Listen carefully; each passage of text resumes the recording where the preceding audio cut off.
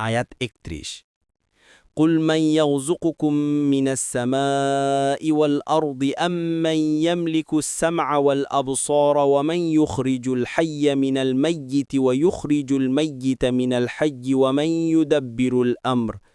فسيقولون الله فقل أفلا أتقون অনুবাদ বলুন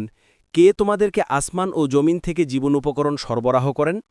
অথবা শ্রবণ ও দৃষ্টিশক্তি কার কর্তৃত্বাধীন জীবিতকে মৃত থেকে কে বের করেন এবং মৃতকে কে জীবিত হতে কে বের করেন এবং সব বিষয় কে নিয়ন্ত্রণ করেন তখন তারা অবশ্যই বলবে আল্লাহ সুতরাং বলুন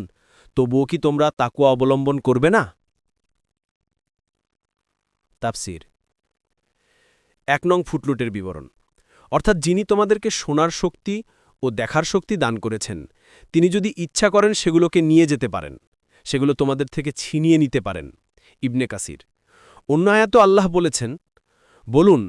তিনিই তোমাদেরকে সৃষ্টি করেছেন এবং তোমাদেরকে দিয়েছেন শ্রবণ শক্তি দৃষ্টিশক্তি ও অন্তঃকরণ সূরা আল মুলক ২৩ নং আয়াত আরও বলেন বলুন তোমরা কি ভেবে দেখেছ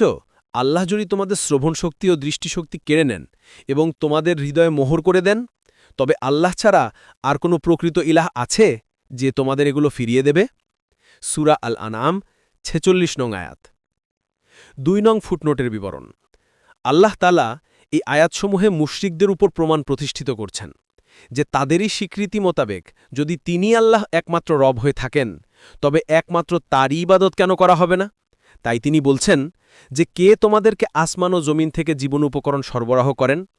অর্থাৎ কে আকাশ থেকে বাণী বর্ষণ করে তার ক্ষমতায় জমিন ফাটিয়ে তা থেকে বের করে আনেন যে নিশ্চয় আমরা প্রচুর বাড়ি বর্ষণ করি তারপর আমরা জমিনকে যথাযথভাবে বিদীর্ণ করি তারপর আমরা তাতে উৎপন্ন করি শস্য আঙুর শাকসবজি অনেক গাছ বিশিষ্ট উদ্যান ফল এবং গবাদি খাদ্য সূরা আবাসা ২৫ থেকে ৩১ নং আয়াত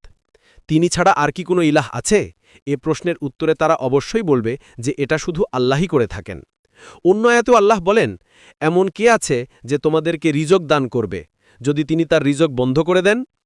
সূরা আল মুলক ২১ নং আয়াত